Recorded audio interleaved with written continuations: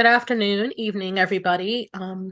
This is the July 2023 meeting of Pittsburgh's LGBTQIA plus commission. I am Sue Kerr, one of the co-chairs, and I will be facilitating this evening. We'll start off with roll call. Billy, would you, I think again, could you call everyone's name since we have Sure. someone new? Yes. Okay, yes, I'll read names, and even if it takes you a moment to unmute, I'll wait to hear from you. So Kathy Boyle.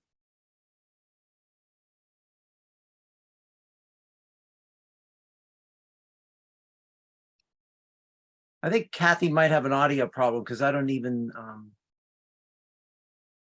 oh no, her microphone's showing up on the. Kathy, are you trying to respond?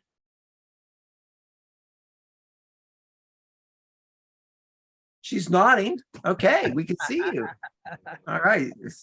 So we know we're not just being hacked by someone with a Kathy Boyle name. Okay.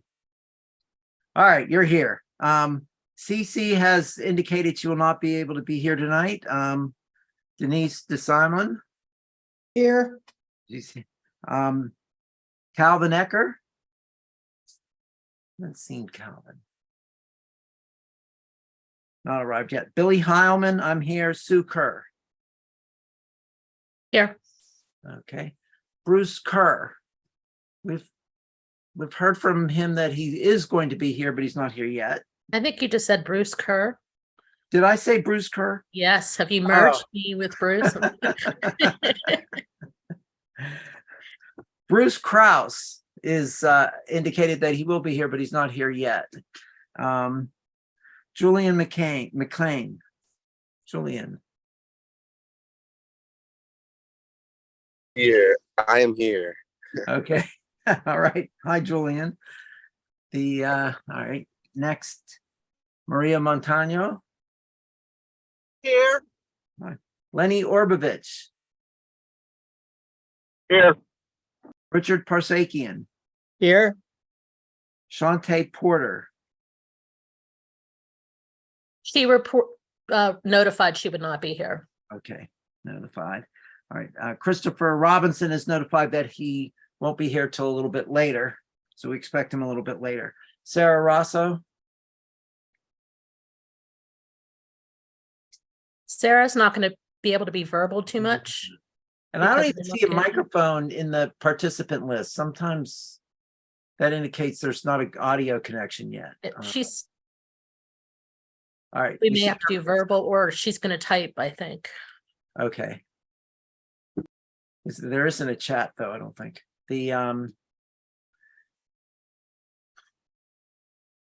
Derek Tynes. Let's see Derek yet. And Guillermo Velasquez. Guillermo. Here. Hi. All right. Yes, we have quorum. Great. Well, we have one new commissioner who should be joining us hopefully this evening. Isn't here yet, but we will move ahead with the agenda. And next up is reading and approval of minutes. Billy sent the minutes out for the June meeting. Do we have a motion to approve? I motion to approve. Second? Second. Okay, any discussion? All right, all in favor, say aye or raise your hands. Aye. Aye. Any opposed? Any abstentions? Okay, we'll move on then. Thank you, Billy, for your work on the minutes. All right, public comment. My understanding is we do not have any public comments submitted for this month. Is that correct, Billy and Denise? As far as I know. Correct. So Denise, I think I had it right that you were going to remind everybody how to make a comment. and then how we're going to access the public comments. Right, so I'm gonna repost again. It's a link to the Google, to a Google form. I'm gonna repost that again, and from our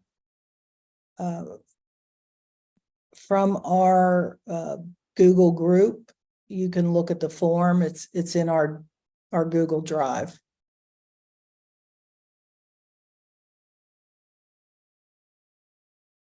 You know what, Sue, I'll send the link to the form to everybody while. Okay. Now, so we also have a form that's on the website, right? That anybody really in the world could fill out a form to make a comment. Is that right? Go ahead, Sue. There's a link that they can send us an email, basically a message, Right.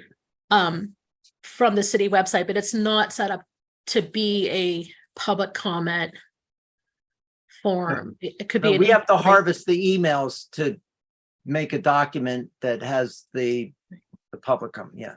Yeah. This is just some people who want to volunteer or get involved. That's mostly what it's been, and a few just inquiries about resources. So we talked about public comments. One thing we wanted to make clear is that we're not going to read them at the meeting. We may discuss some of them because of their relevance to our agenda, but that they will become part of the public record. And we are not planning to have members of the public read their comments live at any, right now. Am I right in that? Okay. Yeah, that's my understanding. Yes. Okay. So, if people have opinions on the commission, please share it with them and ask them to weigh in. All right, let's move on let me ask first, does anyone have any questions about this? There's no motion or any at this point, so, okay, we'll move on. Sue, I'll add that form link in this chat for everybody. Great. Well, maybe circulate it every once in a while to folks. Yeah. Okay, so moving on to our co-chair reports. We're introduce our new commissioner, Calvin Esther Eckert, but Calvin is not here, so we will save that until their first meeting. But so everyone knows, we do have a third new commissioner, which puts us at 16. Okay. All right, moving on. Mayor's office staffing update for the commission. Maria, do you have any update for us on the hiring of the idea manager? Yeah, we had somewhere between 48 and 50 applicants, I forget the specific number, for the idea manager. We've completed our first round of interviews. Second rounds are scheduled over the next couple of weeks, and we look to have a finalist and somebody in place by early August. Fantastic. That's great news. Any feedback on that? Okay. What, I have something. So is there an anticipated start date? Early August. So the second interviews will be next week, and then they're looking to bring somebody up quickly. Yeah, as soon as we possibly can. This was a really important hire for us. We did a lot of outreach on it. I did some media on it. So we've been working hard to get this position staffed and want to move as quickly as possible. Early August is our goal. Obviously, that depends on, if we make an offer, but someone's got to do a longer, notice at their previous employer or whatever. That could take a little bit longer, but that is our internal goal for getting this position reset.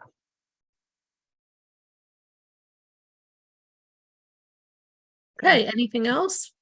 That's good news. And I think Hopefully that person might be able to attend our August meeting then.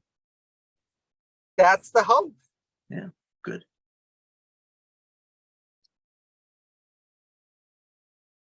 all right. Moving on to the report from the Public Safety Liaisons meeting that was last week. We met with Eric Baker, who is in the Police Bureau, and Christy, drawing a blank on Christy's name right now, from the EMS team. She's a crew chief there. And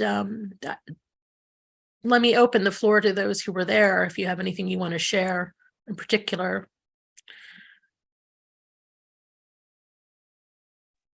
Well, yeah, I'm pulling up my notes. Christy Zalewski, Zalewski. She's a crew chief with the, not sure what that is, but she's a crew chief, I believe, with the paramedics. Is that right, Yes. Sue? Yes. So yeah, Sue and I were there. It was, I thought, a good discussion. It was really, I mean, it would be what I think all of you would expect, that we're looking forward to building a relationship, have regular contact with them, even if there isn't some urgent matter, but to help, foment a good relationship, to get to know, and that those regular meetings would be open to all the commissioners. And more than once we emphasized that we did not view them as, even though we are going to develop a relationship with them and vice versa, they're not, their role is not specifically a liaison to our commission, but liaisons to the LGBTQIA plus community, I think, was one of the important things that we talked about. We did talk about, I'm not exactly sure what Eric said about this, but there was some discussion about media posts and them doing outreach to the community, so the community did know that they existed. And that wouldn't simply be our responsibility. It would really be theirs to be visible and accessible. That was one of the things that we talked about. Anyway, I thought it was a good, friendly first meeting. We didn't have a specific list of agenda items that are issues to present to them. We did talk with them and early requested that they get some information for us in terms of their internal training and what kinds of LGBTQIA plus data they track when it comes to their interactions with the public, and any kind of reporting that they generate. And they were both going to do that. We decided to meet every 2 months. So we have another meeting in September. And the other thing is that neither of them had a real job description. So we're shaping it as we go, and can offer our input to based on what we need. We did emphasize to them that we are not a monolith, and that working with the entire community may mean working outside of the commission, that we don't necessarily need to be involved in certain pieces. One thing, for just an example, Christy brought up that EMS could do tabling at events like Prides, and just to let people know about how they work and how they operate. And she did say something that caught my attention. I asked about how they handle disclosing sexual orientation, gender identity information. And she said that there's like an official piece that they do, and then there's just sort of the unofficial piece about sharing what's necessary. And I'd like to get some more information on that. They both seem very nice. They're, and aware of things. So any feedback, comments, questions?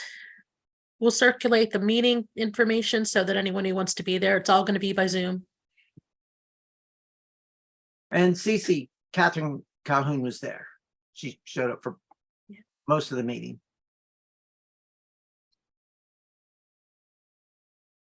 We'll also be touching base with Director Schmidt about the appointee from the fire department and then the general appointee from the public safety department, and hopefully fold them into these meetings. So, okay. Moving on, treasurer's report, brochure update. So we're still, so regarding the brochures, I'm editing them to include the new commissioners. And that'll be done, shortly, but we're still in need of printing services and translation services for that brochure. So I don't know if there's been any feedback with the people that you forwarded that to, Maria. I have a message out to the folks that do the translation services to get an update on that. I haven't heard anything back yet, but then we could also print those in-house through our own City of Pittsburgh print shop. So that's something that we can do as well. Great, thank you. I'll send you over the revised one as soon as, we have hopefully elected officers and the updated commissioners, and then I'll send it out to everybody. Does anybody have any questions about the brochure? I have about 100 more, Richard, if you want them. Yeah, I've been giving out a lot of them from new customers and people that are coming in from the regional area, and they're very appreciative that the commission does exist. So it's one way to let people know that there is such a thing. Maria, what is the turnaround time for printing? Turnaround time is pretty quick, usually within 24 to 48 hours, depending on what else the shop is moving that day. Okay, thank you. Regarding the budget, we have a first draft budget that I've pushed out to the executive committee. I'm going to make a couple revisions and send it out, and then I'm going to try to set an appointment with Patrick to review the budget, whether Zoom. I don't know if there's anybody else, Maria, you think that I should involve with this. Again, this is the 2024 budget. Yeah, Patrick would be the best to do that with. Okay.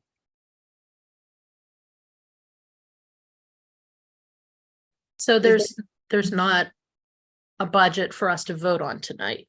You're still drafting. Yeah, I mean, based on hiring I've got to revise the budget. So everyone remembers our agreed upon plan was that we were going to vote on a budget that we would then present to the administration through the tools that they have available. And we should have plenty. I mean, August is still plenty of time to do that. So yeah, I mean, based on the conversation tonight, it has to be revised. And that's about all I have. thank you, Denise. Sure. All right, moving on. Election of co-chair and outreach coordinator. We're going to turn things over to Lenny or Billy first, and then Lenny. Yeah, I'll just say this first. So we have two officer positions open, a co-chair and the outreach coordinator. We've shared some of the parameters of those positions through email, as well as their text is identified in our bylaws. That's where the information derived from. So what Lenny will do is open the floor for nominations. I guess we'll do co-chair first and then outreach coordinator. simply because that's the order on the agenda. And then anyone can nominate another person, anyone who is a representative of a city elected official, is an elected official or represents an elected official's office.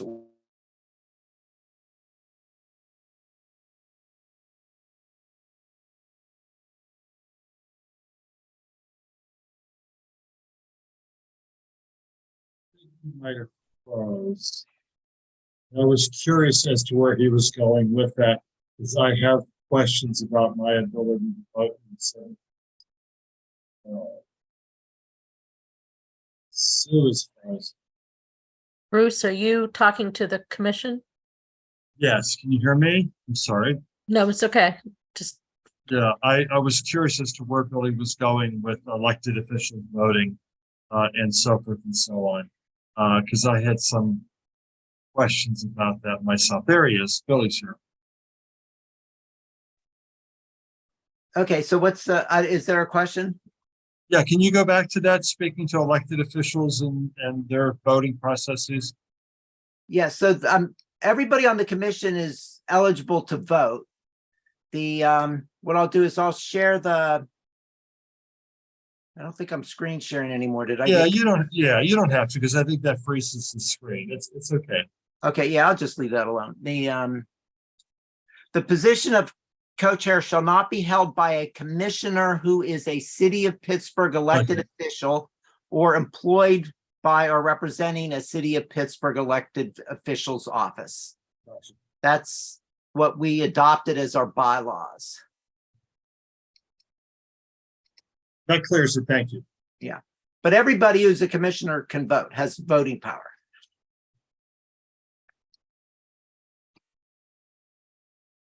All right, so I'm turning it over to Lenny. Everybody.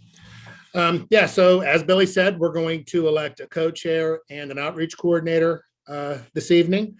Again, any regular member of the commission is eligible. We can all make nominations, including nominating yourself.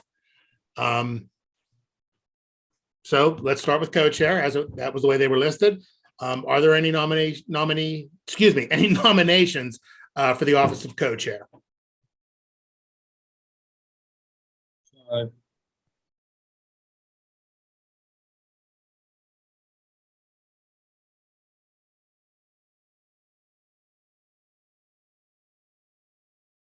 Would it be helpful if we were to review first who's presently holding these positions? Sure. The current co-chairs are Sue Kerr and Sarah Rosso. The open seat was vacated. Marcus. I'm sorry, who left? Marcus. Marcus left. So, and that's that left the that position vacant. Outreach coordinator has been open for a while now, I believe. Yeah, these are the unexpired terms. So Marcus resigned. His term ends at the end of December. So this selection process is to fill a co-chair position from now until the December elections, where all 6 officers are up for either re-election or new persons in the roles. And I apologize, present co-chairs are Sue and Sarah, is that correct? Correct. Yeah, and they're remaining, unless they resign, they're remaining in those positions until at least December, through December. We're filling one vacancy. So any nominations? I don't want to be the one to nominate, but I'm happy to nominate if it comes down to that. Billy, forgive me, your position on the commission is chair or as co-chair as well? No, I'm the secretary, and Ah, I won't say I'm happy being the secretary, but I am committed to being the secretary. and according to bylaws, can one hold more than one position? No, and one wouldn't accept it. And grasping for straws here. Well, if he'll accept, I would like to nominate Guillermo. Is Guillermo here? Yes, he is. I'll second that nomination. Yes, I am here, but I don't feel like I can accept the position Okay. for now. Yeah, I'm a little bit too busy. Gotcha. And Richard, may I ask what your role is here on the commission? Can you refresh our memories? I'm a very busy commissioner, but thank you, Bruce. Did any of the new commissioners have any interest? Did they express any interest in becoming a commissioner? I mean, becoming one of the co-chairs? I did have some back and forth with one of the new commissioners. I don't want to single anyone out about the time commitment and the kinds of things that we did. And, you know, my assumption, just to kind of as general, is that on their second meeting, it might be a bit much to jump in as co-chair, and that at any point they could decide to run if the seat's available. So I didn't have a sense that anyone was rejecting it. I mean, it's a lot of work. And we do, speaking to Bruce's comment, you know, we are a team, the 6 officers, and we do share a lot of responsibilities. So you're not really feeling like you're in a silo when it comes to having to make decisions or back each other up. But hopefully having staff will reduce some of our workload, but I don't want to make light of that. But at the same time, it's important, because at this point, you know, it looks to the public like we have 2 cisgender white women who people would probably assume are both lesbians, you know, running the commission, and the entire leadership team is made up of cisgender white folks, and so we don't really represent the community. However, we go ahead, Richard. If I would love to also nominate Derek Tynes if he's interested. He has a huge history of the commission in the past, and if he has time to be involved, I would love to see him at least be nominated. But he's not here, so it's hard to know if he would have an interest. Yeah, we couldn't do that without his presence. The other thing that we can do, because, you know, we don't have to pine over this too long. If we don't have a nomination tonight, this is just going to default to the next meeting. This will continue to be on the agenda each regular meeting. When there's a vacancy, it's our bylaws say fill at the next meeting. We've passed that over a few months since Marcus left to give people time to think about it, but we're just going to have it on the agenda for these 2 positions. They can remain vacant. It's probably, it's not good that they remain vacant, but we have a 16-member commission, and at some point we are going to get the 6 officer positions filled. Just because of the newness for some commissioners, I think it's just a little hard for them to step in, and each of you have your reasons why you might not. So but we will. We're just obligated to bring it up each month from now on. So that's what we're going to do. I don't think we can nominate somebody that we haven't had a discussion with and who's not here. And Billy, this has to be done in a public manner, not through any kind of email, correct? Correct. We need to do it at a regular meeting, regular month. All right. Could we inform, I know it needs to be seconded, but even asking Derek, would he be interested in considering it at the next meeting? Would that be something that could be done? You could do that, Richard. Okay. I mean, you can reach out to any commissioner and ask them to Okay. serve. So, I don't think any nomination has to be seconded either. Okay, I think we're all free to just make them and then vote. so I will privately reach out to Derek. Do I need to loop in everybody else? I don't know about in terms of sunshine law, if that happened. No, you would just make the nomination at the next meeting if, and Derek would Okay. accept, and then we'd vote. Okay, but to be fair, Richard, I think that you may want to ensure that he understands what the commitment is. yeah. Well, he's been very involved, so he would say yes or no. So I would understand that for sure. So I'll reach out to him, and then, but if we have other people, you know, we could have 3 people we could vote on. So, correct? Absolutely. We're voting on one person now. Mhm. And then in December, we'll have our annual election.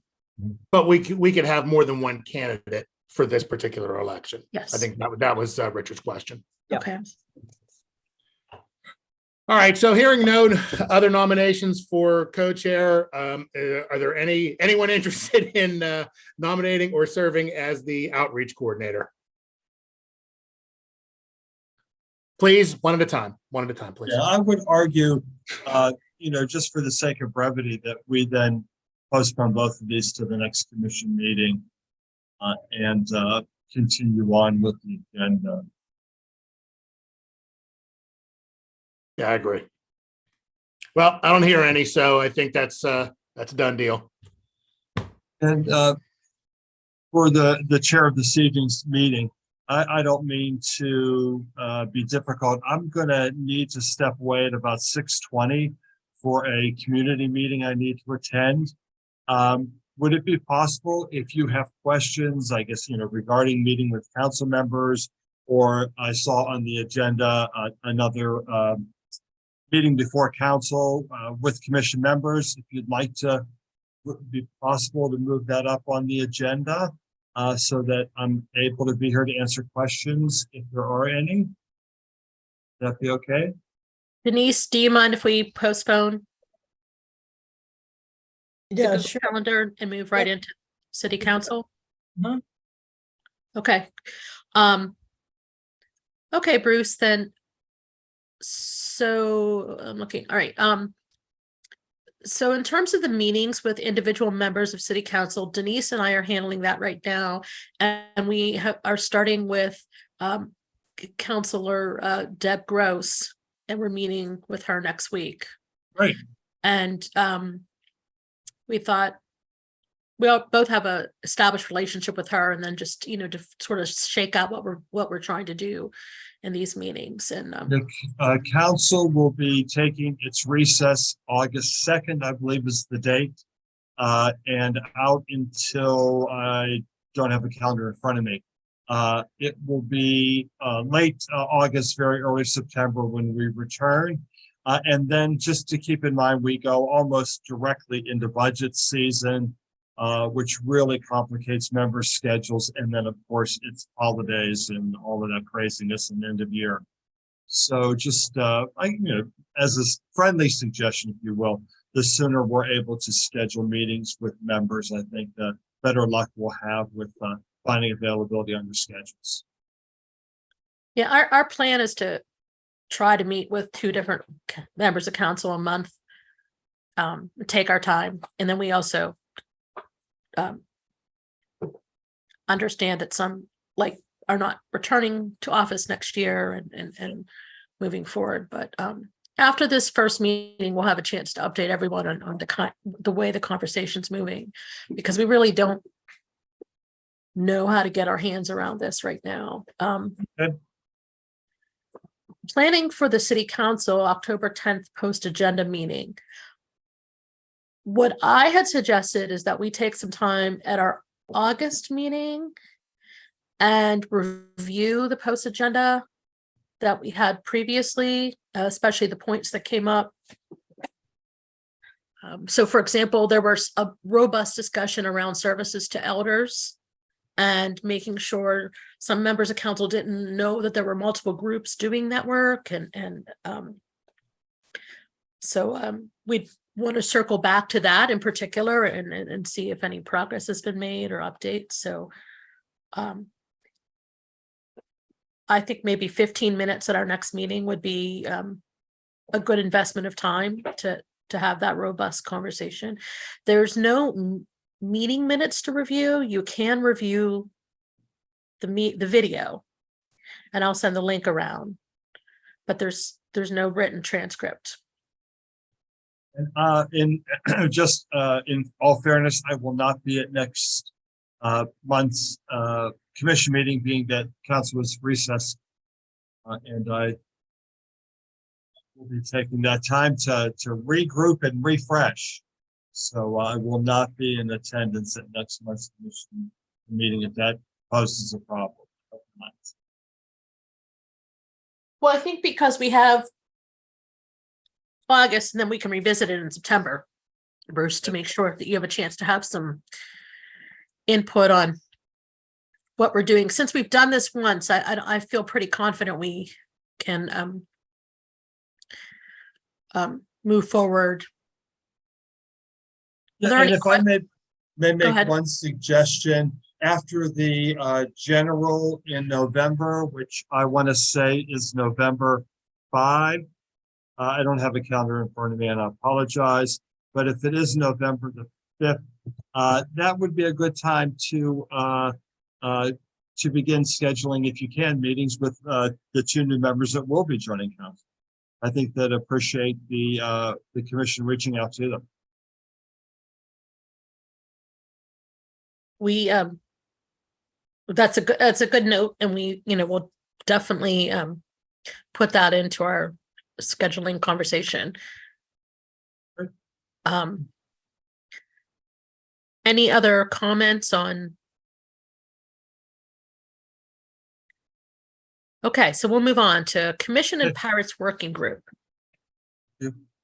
We at the last month we had talked about the fact that the way that the Pride Night at PNC Park came together didn't meet the standards of previous years. And so we urged the Pirates to meet with the members of the community who were not included this year in the planning. And the Pirates told us they had, they realized the mistakes that they had made, and they've made changes. So Sarah and I reached out to talk with them about setting this meeting up in August, because that was our original goal. And at this point, they've asked us to do a smaller meeting just to prepare for that larger piece. It hasn't been scheduled yet. I think if any other commissioners want to attend, that's fine. That smaller planning meeting, it's consistent with our role to facilitate that larger meeting. And they're planning to adopt like more of a template on how they go about this instead of changing it up every year. So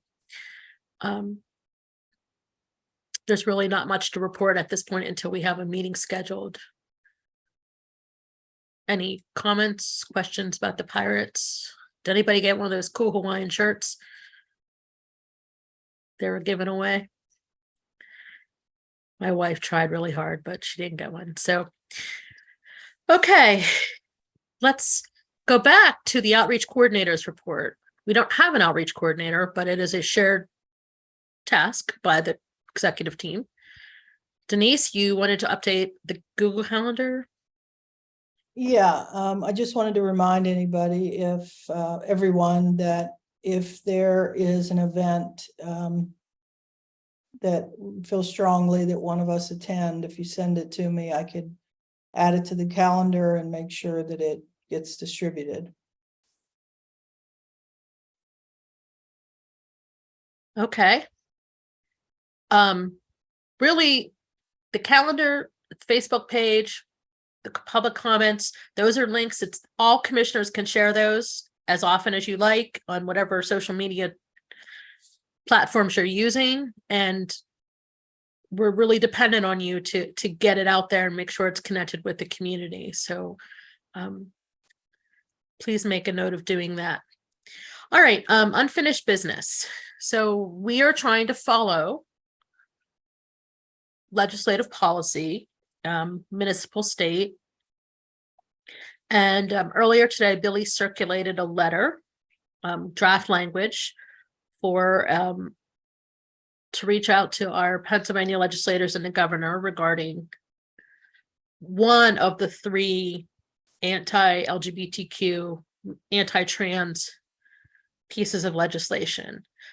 And we, at the same time, we're also looking at the positive legislation, the Fairness Act, which has passed the House. So Billy, anything you'd like to add? Yeah, the what I'll add is, I mean, please take the time when you can to read the draft letter that I sent earlier today. I know many of you probably have not had a chance. You might not even have seen it yet in your email. I'll send along the others. There'll be 2 more letters regarding, so the one that you received is regarding House Bill 216, the so-called Fairness in Women's Sports Act. And I think you'll, I hope you understand what I'm trying to do in the letter when you read it. It really is an attempt to make a strong point that this pathway is just wrong-headed and harmful. But it's done in a way that, even though some of these legislators might be stunned to speak with us, maybe not, I think we should try. I think we should try to engage in a conversation with any legislator who's putting their name on this type of bill and have a civil and heartfelt conversation with them why it's problematic. We're not going to change things in this state or in this country unless people like us are willing to do that. And I think that we should. But I think you'll get the gist of that in that letter. I'm going to, finish up the other 2. The Fairness in Women's Sports Act actually for me was a little bit easier to write, so I did that one first. I've done a lot of research on the gender affirming care one, and of course these are drafts because I'm not an expert on all these things, of course. And the parental rights and education one, that one is got so much stuff, so much material because of what has happened in Florida, and there's a whole history of how a piece of legislation like that, if it becomes enacted, is so damaging.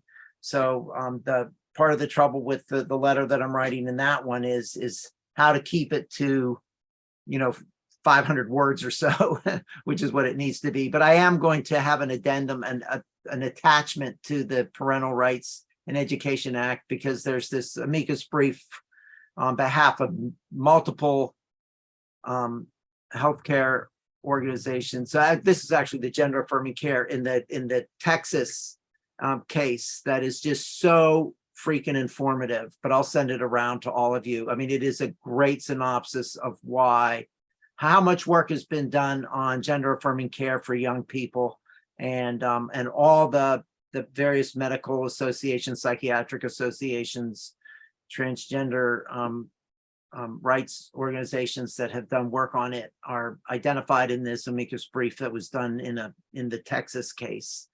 But anyway, so I have done a lot of work on it. I just have to finish it up and get you the drafts. I think that I can get them done, within a few days, so that you have a lot of time before August. These bills are not moving in the Pennsylvania legislature right now. I think they're still having budgetary issues, and so they're not going to be addressing these, and they're not likely to pass the House, which is where they are right now. And the governor probably would veto them. Although I don't know whether he's made statements on that yet. Wolf did very early on and strongly, and did veto a bill that got to him. Anyway, so that's the update. Look for these things, and if you don't like it, or if I'm doing something clumsy in some way that could be written better and more respectfully, do not be shy about pointing it out. Just do not. That's how we learn, right? So now, are these letters that we're sending as a commission, or are you asking people to send individually? Well, no, what I did was I I put, if you open up the letter, when you get a chance to open the letter, it's on commission letterhead. And I think it can be signed. I think like actual signatures would be great if the two co-chairs signed it. Maybe the 4 officers, whatever we decide, maybe a place for everybody's signature. It's just hard to get everybody's signature, but but on behalf of the full commission, in unison, the co-chairs sign this. I think that it is a letter to, and I also sent to you a Excel spreadsheet of all the co-sponsors of these 3 bills. And so there's, my vision is that these letters go to all the prime sponsor and all the co-sponsors of the 3 pieces of legislation, with the respectful civil argument that they're on the wrong path in what they're trying to do to make Pennsylvania a better place in which to live. And then in fact, that if Pennsylvania is going to be a better place in which people live, there's different action that needs to be taken so that it is fair and equitable and safe for everybody. So so it would go to them, and then we would copy the governor and the leader of the Senate, the leadership of the Senate and the House, is what our motion last month entailed. And then we would also have a supportive letter regarding House Bill 300, which is the Fairness Act, and send that to the leadership of the Senate, and as well as to the sponsors of the House measure that passed, thanking them. But so it would go to every single legislator who put their name on the bad bills, and then also the governor and the leadership of the Senate and the House. Billy, do you think, I did read it, it's very powerful. I'm not a word master like you are, but I love to, well, it's not, the word love is not the best word, but it's important to see all those statistics that are irrefutable. And would this be something that would be sent to like Dan Frankel and Latasha Mays, just to let them know what we are doing here? Oh, absolutely. We can, I think we could, I mean, our motion that was approved by the commission was to send it to the House and Senate leadership and the governor, but it's not a private letter. I mean, we would inform, certainly any legislator who received it and felt like it was critical of their participation in these bad bills and saw who is also copied on it would understand that it other people would see it too. Yeah, I think sharing it with Dan and Latasha and Malcolm Kenyatta would be great. Yeah. I would say the Pennsylvania Equality Caucus, and then also just the Allegheny County representatives in general. Certainly. That seems. Yeah, I agree. Sharing it would be rather appropriate, and I think they would appreciate that, and knowing that they've got the support from this commission as they work to stop those bills from moving forward. And then, of course, anyone can take this and shape their own letter if they would like to. Yeah, that's the other point is while I'm doing all this research, because I'm partly why you don't have them is because when I start reading, I just love reading and I just keep reading more and more stuff. And then finally I have to say, oh, you better write something now that you read so much. But so I'm going to also make a list of talking points, that are organized regarding the 3 bills. So, because there's just way too much information to put in this type of letter, but it's good for all of us to have it. So I'll share, some of the work that I've done. Thank you, Billy, for all that you've done on that. And it's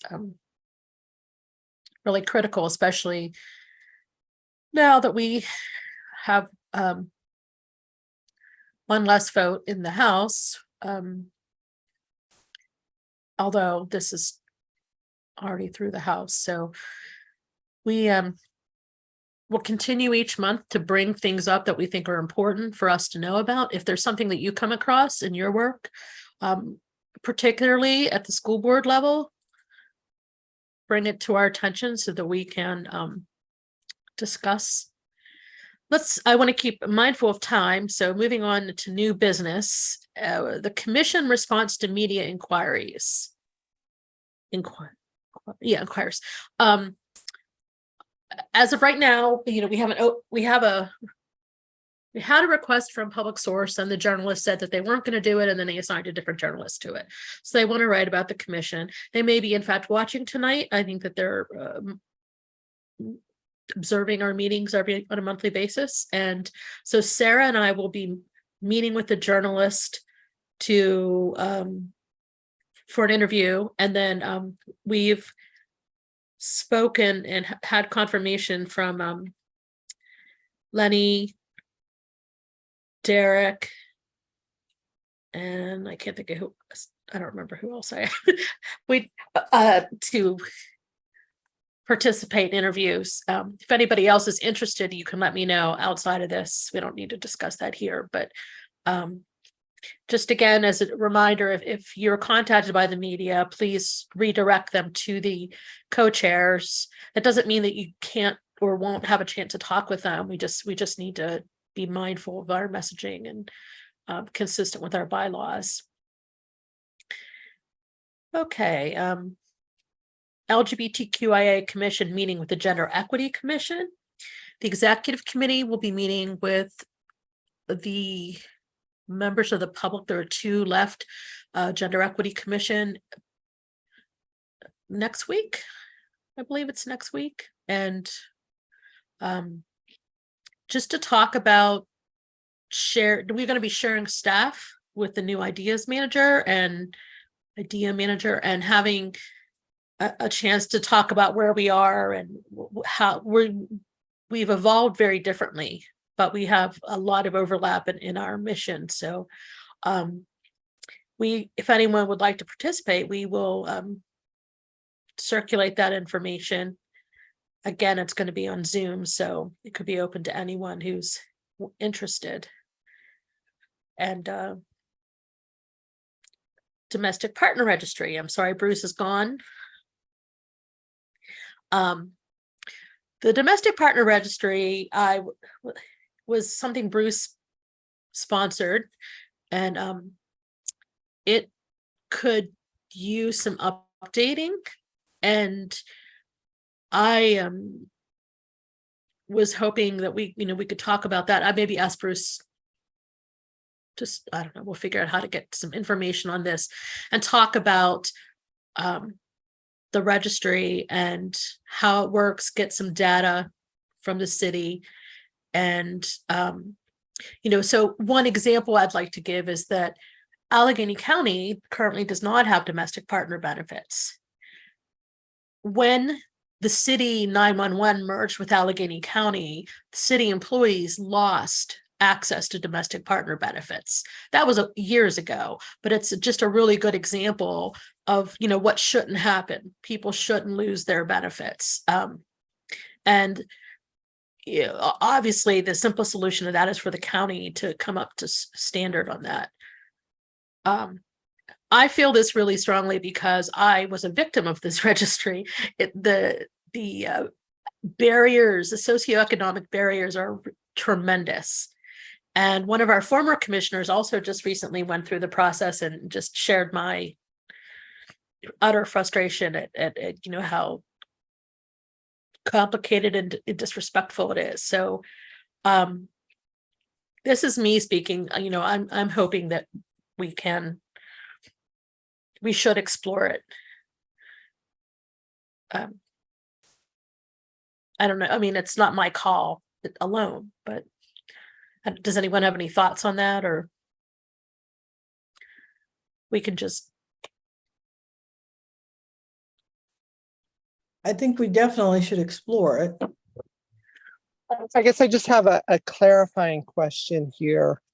What purpose does the domestic partner registry have now that marriage equality is legal in the state of Pennsylvania? Because from my understanding, that was a way to provide benefits to those who that legal documentation was not yet available statewide or countrywide.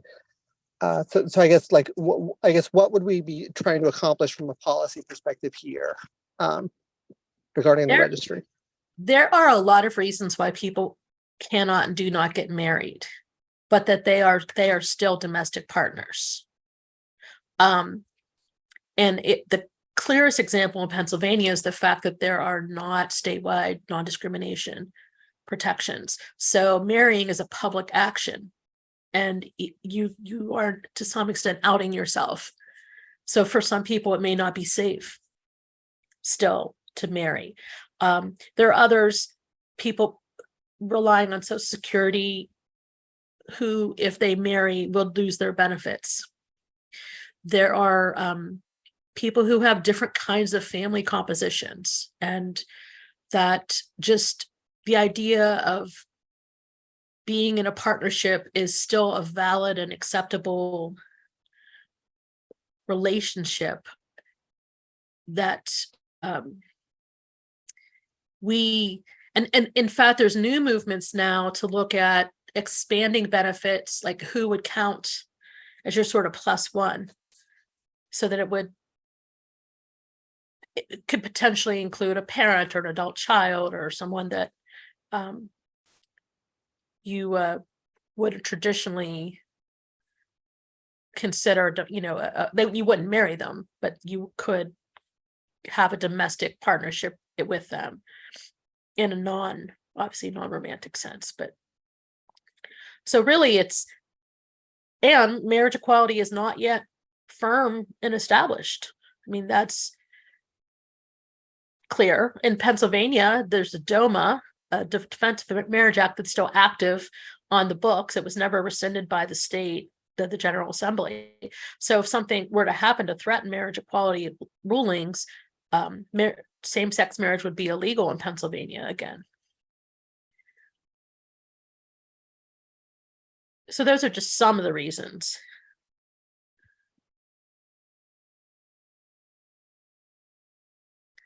And I think, just my personal view is giving as many people access to health insurance and benefits as possible is a good thing to do, so that we can have a healthier community and society.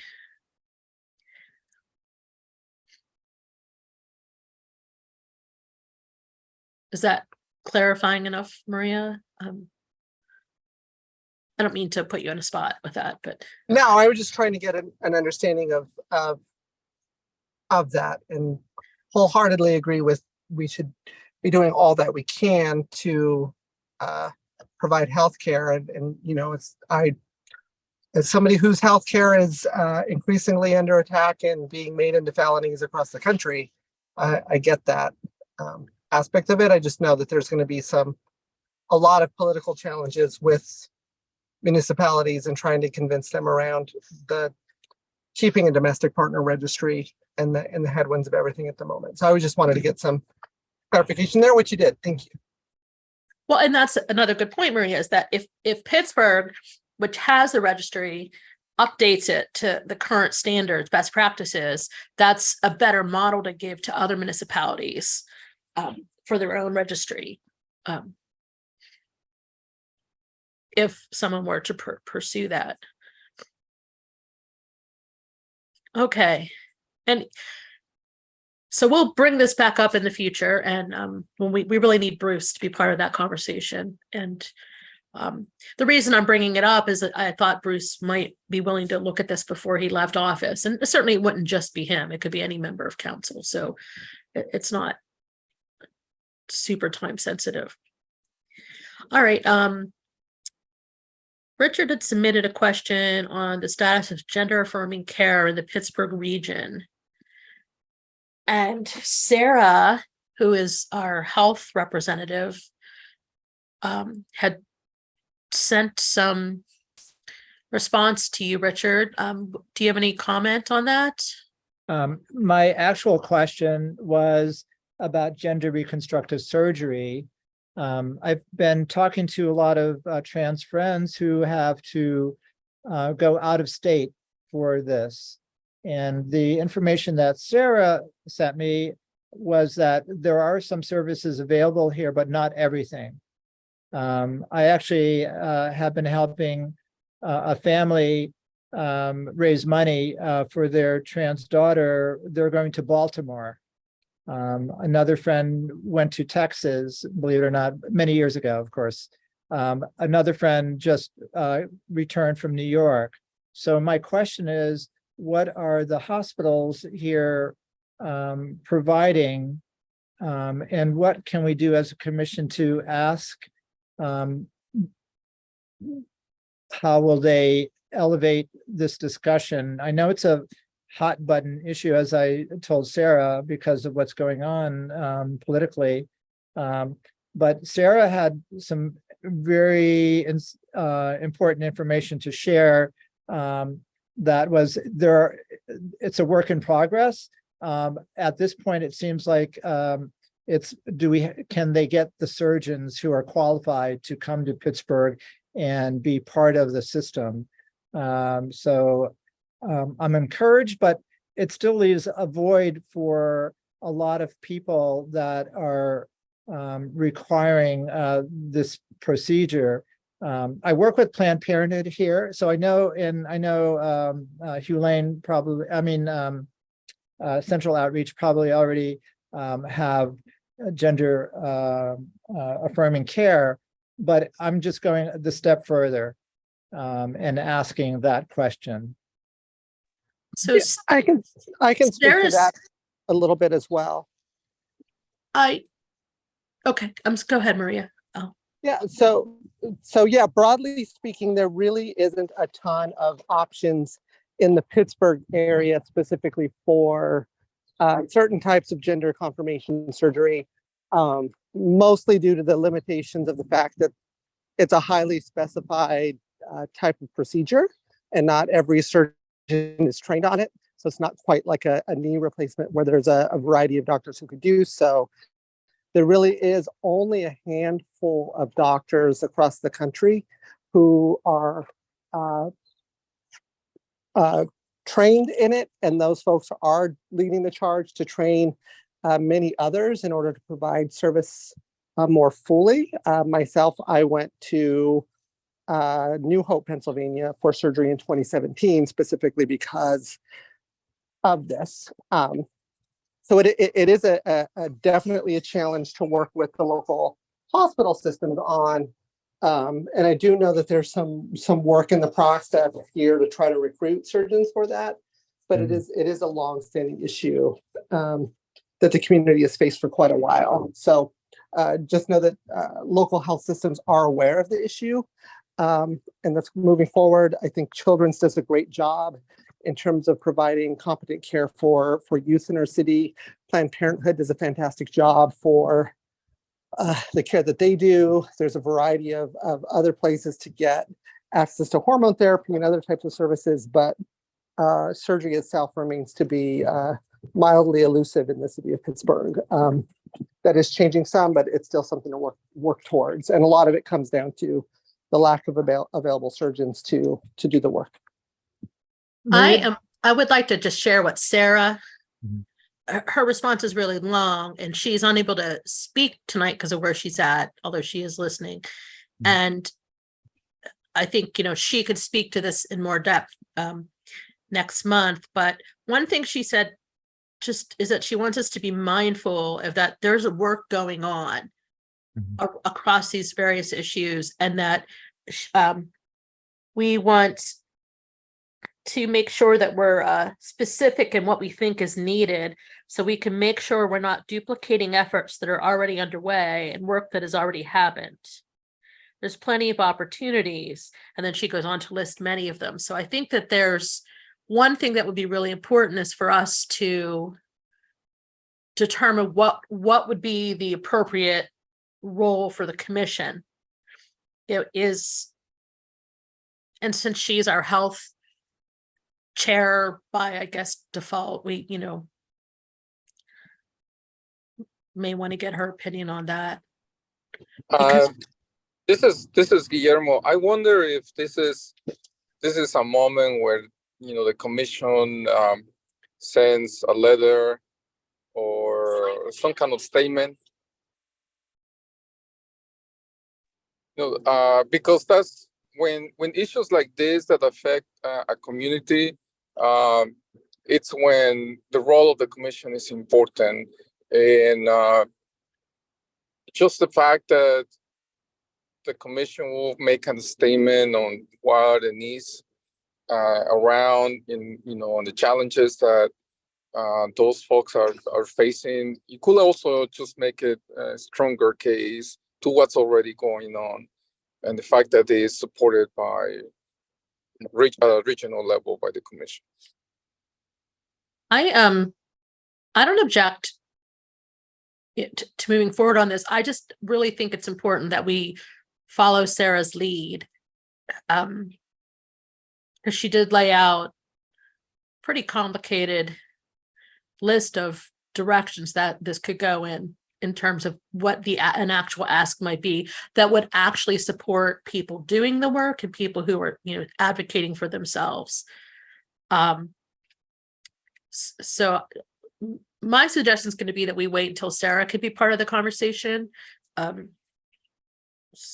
and have another conversation to see what kind of role we could play, because we don't really have a clear-cut issue except saying we would like more surgeons, but that may not even necessarily be the solution. If people don't have health insurance that covers that surgery or the money to pay for the surgeries and the other things, I mean, there seems like there's a lot of pieces here that we would really need to know. I think one of the my impressions was to at least let our community know there are resources and opportunities, and like, is there a way we could say, like Maria, you said you went to New Hope. I mean, so recognizing doctors that do this type of gender confirmation surgery would be important to let people know, just to let the public know. A lot of people are just like floundering, and there's so much of this negative information happening, and it's like, okay, who in Pittsburgh, who in Pennsylvania might be one of the resources and people that can really help, and you could reach out to, and whatever. I know like Planned Parenthood has a sliding scale of costs, so that could be maybe part of the issue too. I am not an expert. I appreciated Sarah's very detailed letter and information. So I think, yes, I agree having her here to actually speak about this as an expert in the field would be really important. And of course, Maria, you know more than any of us would at this point. Again, it's like, for me, I want to give comfort to friends that have gone through this and let them know that as a commission, we have a concern, and we're trying to let them know that in the future, we want to be able to give our community these answers of like, where do I go to get this help? I suspect that exists, and Sarah probably can help us find that, because there are several organizations doing work on advocacy work on these needs. Yeah, I'm saying that I know a lot of organizations that are doing this, but maybe the people who do need the care don't know who those are at this point.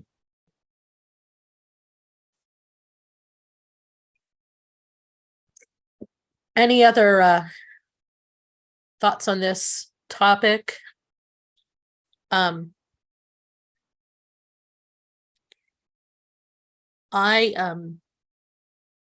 Richard, thank you for bringing it up. I think it's important that we shake things out here a little bit to see how we can get involved and have an impact, using our collective wisdom. Any other pieces? I wanted to throw out something for new business. I had proposed to the executive committee that we arrange for a meeting with the Pennsylvania Equality Caucus, Latasha, Jessica, Malcolm, and all them, to just talk about how we can most effectively advocate as a commission on the state level with the work that they're doing on this legislation, but also there's probably other pieces that we don't know about. I want to make a motion then that we seek out that meeting, to at least have an initial meeting with them. And so I'm chairing, but I'm making a motion myself. Is there a second for my motion? Richard, okay. Well, you can ask for a motion. You Okay. can say the motion and ask for it, and then someone makes the motion and someone seconds it, but otherwise you have to relinquish the chair, but so it's easier to do it that way. Can I ask for a motion that we have a preliminary meeting with the Pennsylvania Equality Caucus to discuss our shared agenda? I Someone- will motion that. I will motion that. Second. Second. Second. Okay. A vote? All in favor? Aye. Aye. Aye. Aye. Any opposed? Any abstentions? I abstain. Okay, thank you. I appreciate that. This is a pretty busy meeting. And we are coming in 15 minutes under schedule, so that is impressive. Any comments, thoughts, announcements anyone wants to make?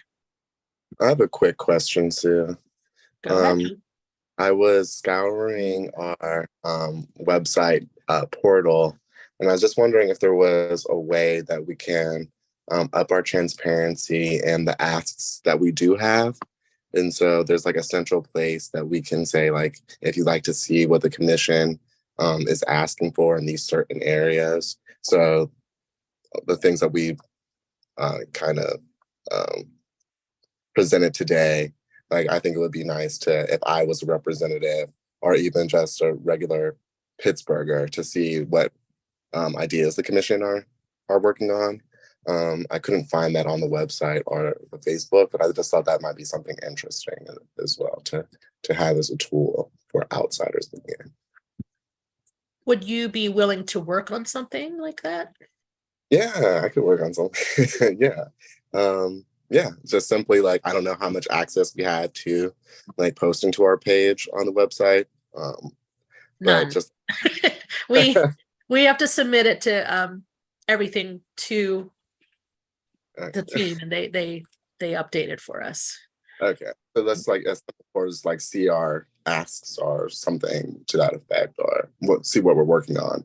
Just having like a page. Have you seen the goals?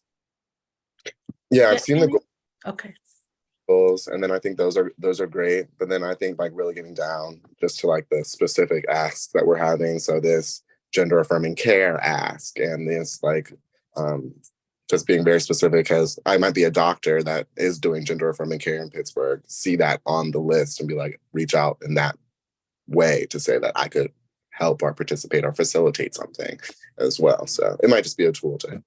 Well, you know, It's a we great have idea. this opening for outreach coordinator who could have a lot of power over that, and you know, as an option, empower you to. Seems to have the mindset for it. That's all I got. Yeah.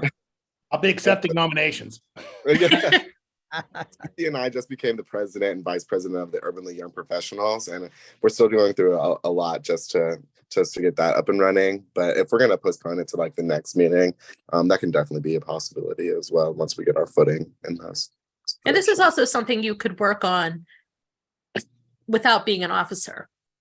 I mean, we encourage people to take on projects, so that's fine. But Denise has more insight than I do into the city and the website stuff. Great. Denise, do you want to jump in? Yeah, I mean, I love the idea. I think it's a great idea. But like Sue said, we have to submit changes. Now on Facebook, we can make our own changes. Okay. So I think Facebook would be a faster solution. Yeah. And I think more people might have access to Facebook than anything else, and going through the city website, it's like a, you know, a thing, so. But Julian, I love this idea. I think it's really important. I think we lost him, but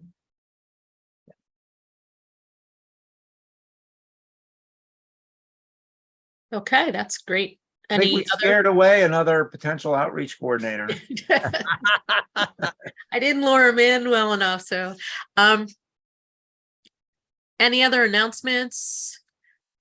Go I ahead. Richard. have, oh, go ahead. I just really quickly, I just got back from the Fire Island Dance Festival, which is a big fundraiser for Broadway Cares, and now they do social justice grants. We raised over, well, it'll be about $700,000. And I personally met this most amazing choreographer. His name is Raja Feather Kelly. He was a choreographer for A Strange Loop on Broadway that dealt with Black queer experiences. It won the Tony Award for Best Musical. And we have a connection with Kyle Abraham, so I'm going to work on trying to get his new show. His company performed at the festival to come to Pittsburgh in some way. So and it deals with Black queer experiences in New Orleans, but it's a very dynamic presentation of representation. And to see that in art, this is why I love dance and art. Things that are thrown on the stage that in the Tony Awards on that were telecast, to hear the words and lyrics Black and queer in the same song was very powerful. So that's about it. I have one quick announcement. I will be joining the governor's LGBTQI plus commission.